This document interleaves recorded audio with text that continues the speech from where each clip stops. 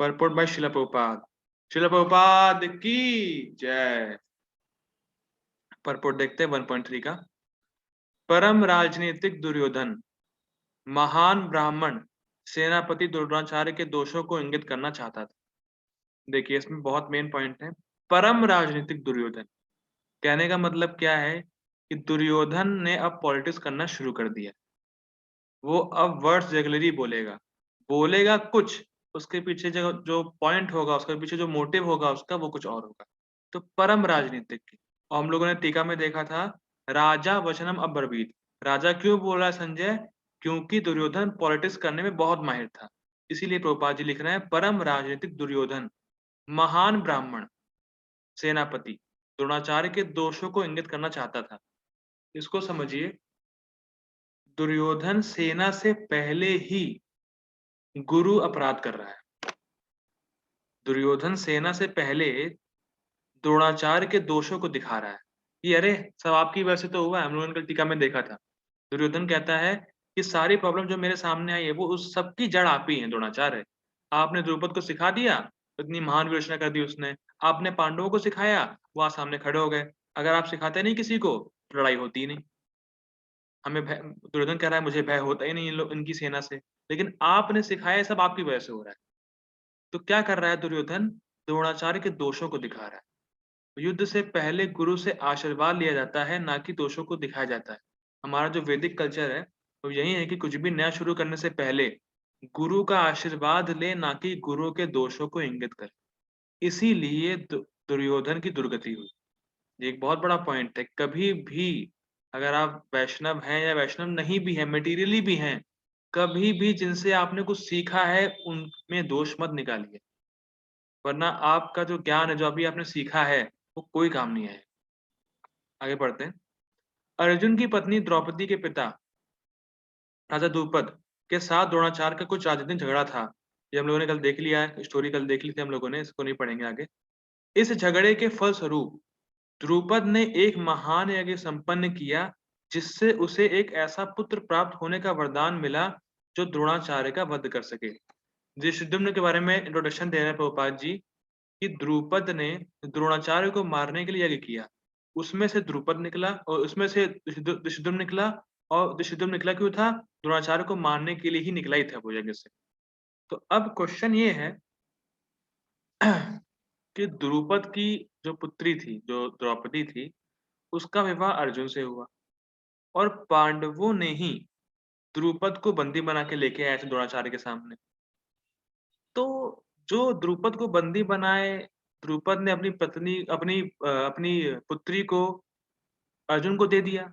ये कुछ लॉजिक समझ में आता नहीं कि भाई ऐसा है कि अर्जुन ने द्रौपदी के पिता को बंदी बनाया, तो द्रौपदी का विवाह अर्जुन से कैसे होगा? तो इसके संबंध में बात ये आती है कि द्रुपद का झगड़ा द्रोणाचार्य से था, ना कि पांडवों से था।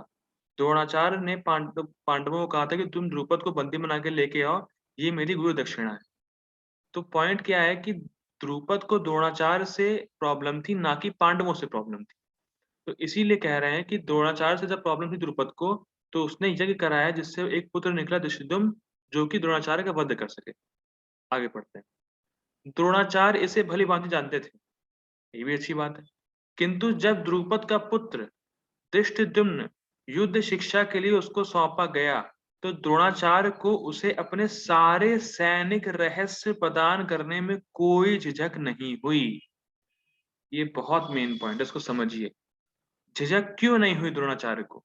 और बल्कि द्रोणाचार्य जानते थे कि धृष्टद्युम्न मुझे मारने वाला है, ये मुझे मारने के मकसद से ही यज्ञ से निकला है। फिर भी द्रोणाचार्य ने उनको क्यों सिखाया धृष्टद्युम्न को? ये बहुत मेन पॉइंट है। वो इसलिए सिखाया, द्रोणाचार्य एक महान ब्राह्मण थे। जैसा कि हम लोगों ने प्रभुपाद जी के इसी परपोर्ट के सेकंड लाइन में पढ़ा कि द्रोणाचार्य एक महान ब्राह्मण सेनापति हैं। तो महान ब्राह्मण क्यों है उसका उसके लिए ये लाइन्स प्रभुपाद जी लिखते हैं कि द्रोणाचार्य इसलिए महान ब्राह्मण थे क्योंकि देखिए ब्राह्मण वो होता है जो ब्रह्म जानाति इति ब्राह्मण, जो जानता है मैं शरीर नहीं हूँ, और वो ये भी जानता है कि शरीर तो नश्वर है, किसी ना किसी दिन तो ये शरीर जाएगा ही जाएगा, चाहे धृष्टद्युम्न के हाथ हो जाए या किसी और के हाथ हो जाए। तो इससे हम अपने कर्तव्य से क्यों चूकें? ये द्रोणाचार्य की एक उदारता है। कहने का मतलब ये है कि धृष्टद्युम्न जब शिक्षा के लिए गया, तो द्रोणाचार्य जानते थे कि ये शरीर जो है वो किसी न किसी के काम आना चाहिए। क्योंकि अगर मर जाएँगे, जब ये शरीर छूटेगा, तो या तो जला दिया जाएगा, या दफना दिया जाएगा, या फेंक दिया जाएगा। तो किसी एक काम तो आना नहीं है। लेकिन जब तक ये शरीर है, क्यों ना किसी के काम आएँ और इसको अपने कर्तव्य में लगाएँ। क्योंकि आज नहीं तो कल ये शरीर जाएगा ही जाएगा, पहला पॉइंट। दूसरा, धृष्टद्युम्न के हाथ हो जाए, चाहे किसी और के हाथ हो जाए, जाना तो है ही है। तो क्यों ना अपने कर्तव्य करके ही शरीर छोड़ें। ये है महान ब्राह्मण का प्रतीक और ये है द्रोणाचार्य की उदारता कि वो जानते थे कि धृष्टद्युम्न मुझे मारेगा या मार डालेगा या उसी के लिए वो पैदा हुआ है, लेकिन फिर भी उन्होंने उसको सारे सैनिक रहस्य प्रदान किए। ये बहुत मेन पॉइंट है। ये नहीं कि अच्छा अरे यार ये तो मुझे मारेगा, तो मैं उसको ये बताऊँ, ऐस इतनी चीज़ें बताऊँ कि मुझे ये मार ना पाए। या ये चीज़ें मैं उसको बता दूँ जिससे कि जो है ये पांडवों ये जिससे कि ये जो है मुझे मार ना पाए और कुछ कमी रहे। क्योंकि ये मुझे मारना चाहता है, तो मैं अपने शत्रु को सारा रहस्य क्यों प्रदान करूँ? तो द्रोणाचार्य ने उसको सारे रहस्य बताए, क्योंकि वो जानते थे कि कहीं न कहीं ये शरीर तो जाने वाला है, क्यों ना इसका बेस्ट यूज़ किया जाए। इस अस्थायी शरीर से क्यों ना स्थायी लाभ प्राप्त किया जाए। ये आप कोट कर लीजिए, कोट। क्यों ना अस्थायी शरीर से स्थायी लाभ प्राप्त किया जाए। क्योंकि जब कोई कर्तव्य करता है तो भगवान खुद समझाएँगे, आगे गीता में बताएँगे, जब कोई अर्जुन को बताएँगे अपना कर्तव्य करो, तो जब कोई अपना कर्तव्य करता है, प्रिस्क्राइब्ड ड्यूटीज़ करता है, तो उसका स्पिरिचुअल एलिवेशन होता है। तो इसीलिए द्रोणाचार्य अपने कर्तव्य से भागे नहीं, जानते हुए कि धृष्टद्युम्न उसको मारने वाले हैं। आगे बढ़ते हैं। अब धृष्टद्युम्न कुरुक्षेत्र की युद्ध भूमि में पांडवों का पक्ष ले रहे थे, जो साफ होता है। और उसने द्रोणाचार्य से जो कला सीखी थी, उसी के आधार पर उसने यह विवेचना की थी। मतलब क्या है कि हम लोगों ने कल भी देखा था ये, धृष्टद्युम्न के लिए आया था तब शिष्येण धीमता। धृष्टद्युम्न के लिए आया था धीमता, बहुत इंटेलिजेंट है। लेकिन भले ही कोई कितना इंटेलिजेंट क्यों ना हो, उसको गुरु की ज़रूरत पड़ती है और जो गुरु ज्ञान दे सकता है, वो उसकी बुद्धिमानी काम नहीं कर सकती है उसके उसके मतलब रिप्लेसमेंट में नहीं कर सकती। भले ही धृष्टद्युम्न कितना इंटेलिजेंट क्यों ना हो, लेकिन उसको व्यूह रचना दे करने का ज्ञान तो द्रोणाचार्य से ही मिला है। वो अपने आप नहीं किया है, तो ये बात साबित होती है। दुर्योधन ने द्रोणाचार्य की इस दुर्बलता की ओर इंगित किया, जिससे वह युद्ध में सजग रहें और समझौता ना करें। इसको भी समझिए पॉइंट। दुर्योधन क्या कहना चाह रहा है कि द्रोणाचार्य, आपने बहुत बड़ी गलती कर दी। धृष्टद्युम्न को सिखा दिया सब कुछ, सारे रहस्य प्रदान कर दिए, पांडवों को सिखाया। ये आपकी दुर्बलता है। ये बहुत मेन पॉइंट है। ये लाइन तो मतलब बहुत मज़ेदार है, मतलब सुनने में मज़ा आएगा। वो कहना चाह रहे हैं, दुर्योधन कह रहा है कि द्रोणाचार्य, आपने जो पांडवों को सिखाया है ना, धृष्टद्युम्न को जो सिखाया है ना, ये आपकी दुर्बलता है, आपकी कमज़ोरी है ये। लेकिन ये कमज़ोरी नहीं है, ये द्रोणाचार्य की उदारता है, कि वो जानते थे कि धृष्टद्युम्न मुझे मारेगा, फिर भी मैं उसको सिखाऊँगा। ये उदारता है, ना कि दुर्बलता है। इसीलिए हो सकता है कि कोई आप में कमी देख रहा हो, जबकि आप में कमी हो भी ना। तो वैसे ही गुरु में कभी दोष नहीं निकालने चाहिए। हो सकता है उनमें दोष ना हो, आपको लग रहा हो दोष हो, लेकिन दोष होते नहीं हैं गुरु में। जो एक प्रामाणिक गुरु है उसमें कभी भी दोष नहीं होता है। हमें लग सकता है कि अरे! ये तो दोष है, लेकिन ये हमें लग रहा है उनमें दोष नहीं है। ऐसे ही एक बता देता हूँ मैं, इंसिडेंस हुआ था कि प्रभुपाद जी को लोग मानते थे कि वो शुद्ध भक्त हैं, जो कि शुद्ध भक्त हैं ही, मानना क्या है वो तो है ही है। तो वैसे ही जो उनके डिसाइपल थे, तो उन्होंने देखा कि प्रभुपाद जी चश्मा लगाते हैं। और बाकी सब लोग चश्मा लगाते हैं, जितने भी ओल्ड हो चुके हैं। तो उन्होंने कहा अरे यार! ये ये तो यूनिक कैसे हुए फिर? प्रभुपाद जी प्योर डिवोटी कैसे हुए? क्योंकि प्योर डिवोटी का स्पिरिचुअल बॉडी होती है, हम लोग जानते ही हैं। तो उन्होंने कहा अरे यार! ये प्रभुपाद जी चश्मा लगाते हैं, बाकी सब लोग भी चश्मा लगाते हैं, तो ये कोई ख़ास नहीं है। और छोड़ के चला गया प्रभुपाद जी को। तो वैसे ही हम लोग को लग सकता है दोष है, लेकिन दोष नहीं है। ये बात समझ लीजिए, गुरु में कभी भी दोष नहीं निकालना चाहिए। गुरु में अगर दोष निकालना आपने क शुरू कर दिया तो आपकी अधोगति निश्चित है। आगे बढ़ते हैं। हाँ, और एक पॉइंट दुर्योधन ये भी बता रहे हैं कि द्रोणाचार्य आपने जो गलती करी थी, धृष्टद्युम्न को सिखा के और पांडवों को सिखा के, वो तो ठीक है, पहले आपसे गलती हो गई है, लेकिन अब सही से युद्ध करिएगा, ये नहीं अभी भी गलती कर बैठे। उदारता ना दिखा बैठिएगा अब युद्ध में, अब सही से लड़िएगा, ये मेरी एडवाइस है। अब देखिए, दुर्योधन द्रोणाचार्य को एडवाइस दे रहा है, जबकि दुर्योधन के पास जो भी ज्ञान द्रोणाचार्य ने दिया है। देखिए क्या क्या क्या पॉलिटिक्स है उसकी। इसके द्वारा वह द्रोणाचार्य को ये भी बताना चाह रहा था कि कहीं वह अपने प्रिय शिष्य पांडवों के प्रति युद्ध में उदारता ना दिखा बैठे।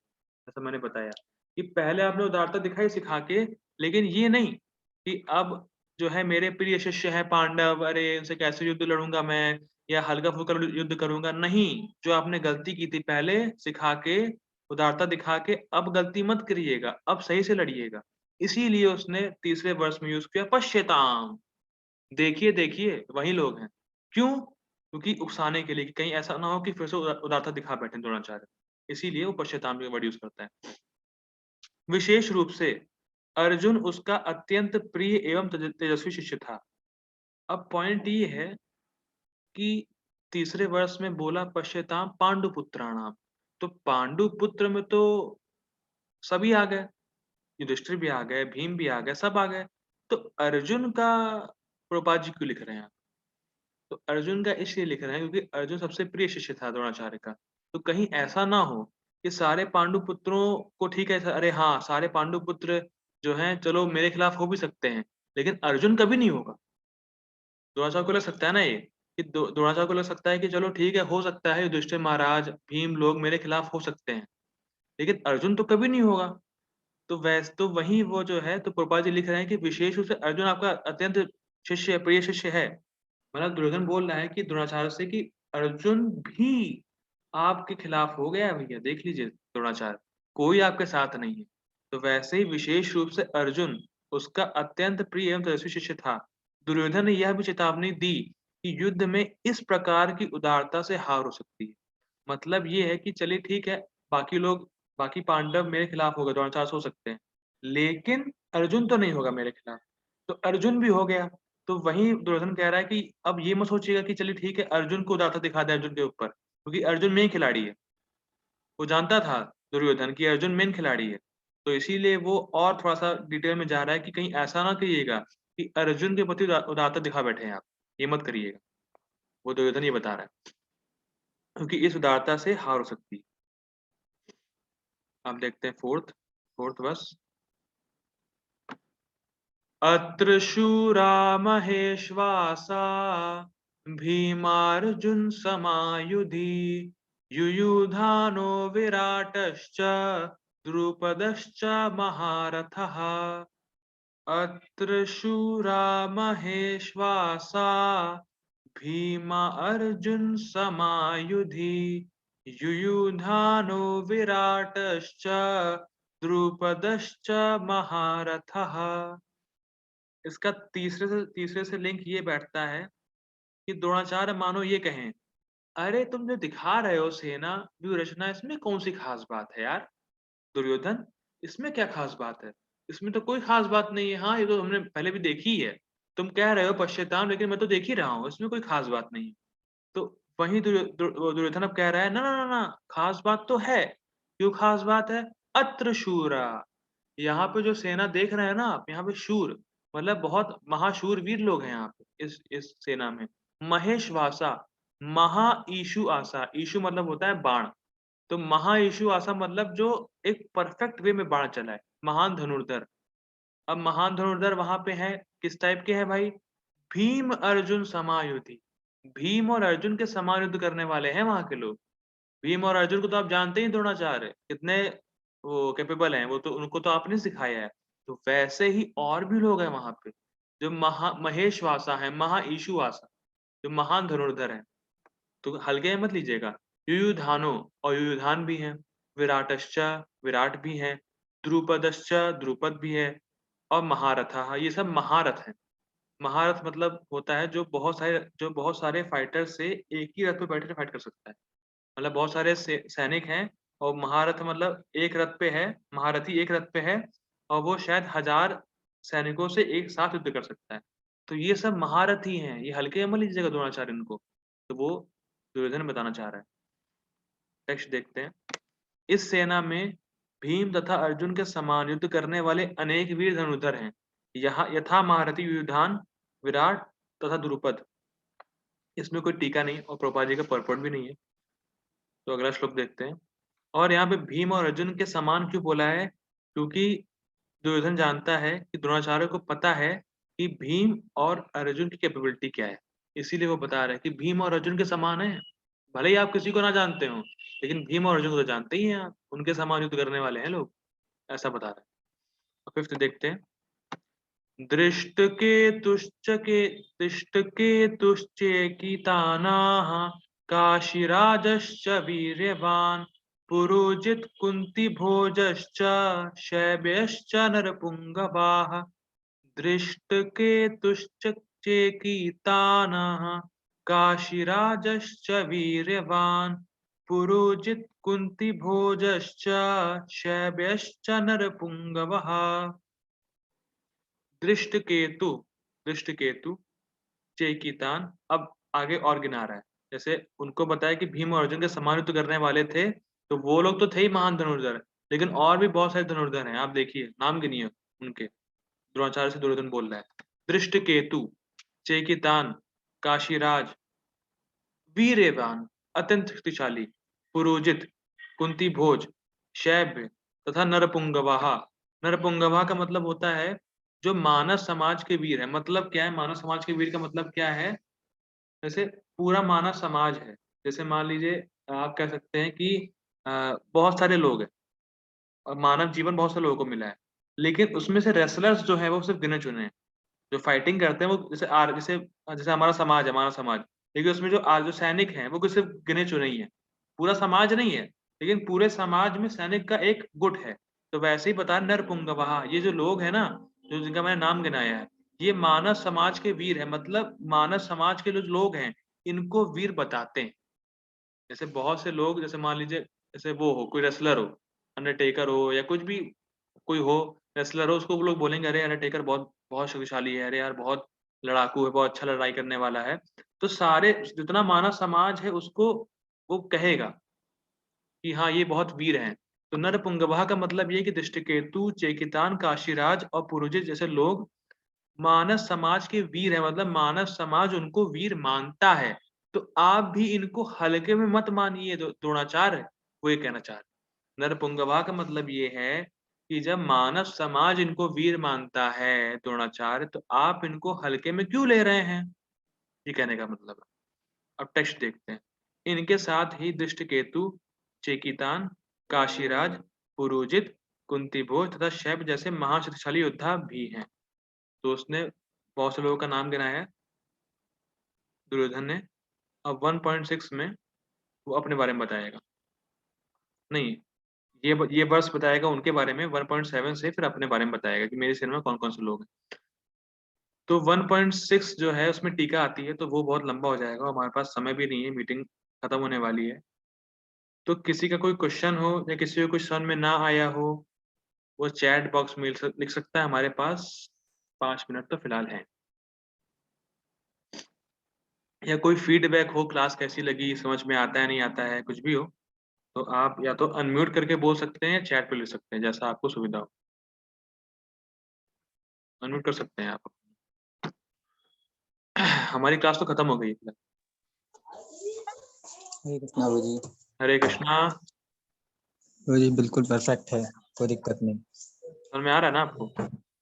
हाँ बाबू जी। आपको संभालना आगे रिवीजन के लिए तो। हरी बोल। हाँ बाबू, हरी बोल हरी बोल। अगर कोई और कुछ बोलना चाहते हो तो आप अपने अनम्यूट करके बोल सकते हैं। ऐसा कुछ कोई अबू प्रभु जी को वो नहीं दिया गया है, वो नहीं दिया गया है कि विशेष अधिकार उनको नहीं मिला है। खाली आप लोग भी बोल सकते हैं अनम्यूट करके, या चैट पे कुछ लिखना चाहे तो आप लिख सकते हैं, इससे कि मुझे पता रहे कि भाई कुछ समझ में आ भी रहा है कि मैं सिर्फ क्लास अच्छे पढ़ाए जा रहा हूँ। तो आप लोग चैट पे, नहीं बाबू जी समझ में आ रहा अगर है। कोई फीडबैक हो चैट पे तो आप लोग लिख सकते हैं, वरना हम लोग रुकते हैं फिर यहीं पे।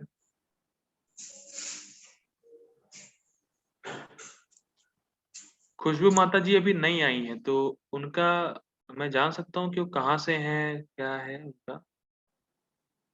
ओके, मैसेज आ गया उनका, ओके, थैंक यू। ये सब मैंने समझाया अच्छे से, ये सब कृपा है वैष्णवों की और प्रभुपाद जी की। ओके, तो हम लोग फिर यहीं अरे रुकते हैं। प्रभु जी, आप अच्छा समझाते ही हैं। प्रभु जी, आप शानदार समझाते हैं। प्रभु जी इतनी मत तारीफ़ करिए, फिर समझा नहीं पाएँगे अच्छे तरीके से। हरि हरी बोल। ठीक है हरि प्रभु बोल, जी, हरि ठीक है प्रभु जी, रुकते हैं फिर हम लोग। हम लोग रुकते हैं फिर, पारायण क्या करते हैं। प्रभु जी। ठीक है। हरे कृष्णा। शिला प्रभुपाद की जय। हरे हरे कृष्ण। हरे कृष्ण।